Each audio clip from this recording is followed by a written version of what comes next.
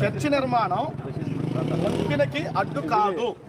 మీరు ఒక కమిటీని పంపించండి, లేకపోతే మేము డెవలప్మెంట్కి ఎప్పుడు మేము సహకరిస్తాం. కానీ డెవలప్మెంట్ పేరు మీద అడ్డు లేకుండా ఉన్న చర్చల్ని టార్గెట్ చేసి చర్చల్ని కూల్చేస్తే మాత్రం ఎట్టి పరిస్థితుల్లో కూడా సహించేది లేదనేటటువంటి విషయాన్ని సందర్భంగా తెలియజేస్తున్నాం. రాష్ట్ర వ్యాప్తంగా కూడా ఉండి నియోజకవర్గం మీద దృష్టి పెట్టండి. ఇక్కడ జరుగుతున్నటువంటి పరిణామాల మీద దయచేసి క్రైస్తవ నాయకులు దృష్టి పెట్టండి. మీకు చేతులు జోడించి వేడుకుంటున్నాం.